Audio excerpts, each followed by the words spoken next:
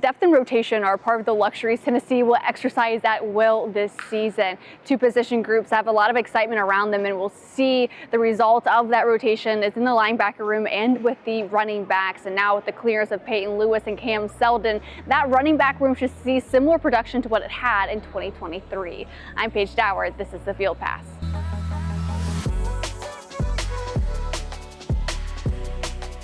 Now, Cam Seldon had a really strong freshman year before undergoing shoulder surgery in the spring. In that freshman campaign, he took 25 carries, 106 yards, averaging about 8.2 yards per carry. Then he stepped up big time in the Citrus Bowl against Iowa, logging a season-high 55 yards on just 13 carries. Since the spring, he's obviously been very limited in what he's been cleared to do on the field. Now getting ready for his first bit of tackle football again, the team's made it a high priority to simulate tackles or hits, preparing him for what's to come this season, and most immediately on Saturday against UT Chattanooga. Now, the challenge for Darrell Sims, the new running backs coach, is he's not been able to see Cam Seldon at full speed in person. So they've been having to get a little creative on the type of film they've been watching, as much as going back to Cam Seldon's high school days and watching that tape, seeing what he did throughout his freshman campaign and then in the Citrus Bowl. And what he saw and what many of us have seen in the flashes of Cam Seldon last year is he's a really smooth runner. He's got great anticipation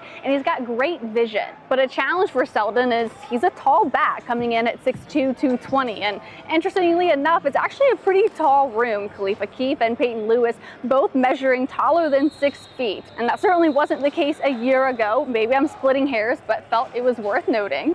And either way, the challenge for taller backs like Cam Seldon is constantly being mindful of where your hands are, constantly being mindful to play with good pad level when you get to that point of contact. But helping the backs get those extra yardage or potentially getting a burst downfield is, of course, the offensive line. And from Darrell Sims' perspective, they've done a phenomenal job of complementing what they're trying to accomplish in the run game. That's the number one deal right now, is that us and the offensive linemen are on the same page, so we fit hand in hand together. And I think that they have done a phenomenal job of being able to come off the football in terms of when we're running the football, moving the line of scrimmage, and also the communication piece from the pass pro standpoint. We're on the same page, which is phenomenal. We've heard all offseason how deep the defensive line is and how they get after the O-line in every practice, but that challenge and test is now starting to see some meaningful payoff and improvement within the O-line. It's always a struggle playing up against our defense because they play so different than a lot of people, and they're so violent and disruptive. So at times we struggle with that, but I think we've only gotten better as time's gone on, and I think we're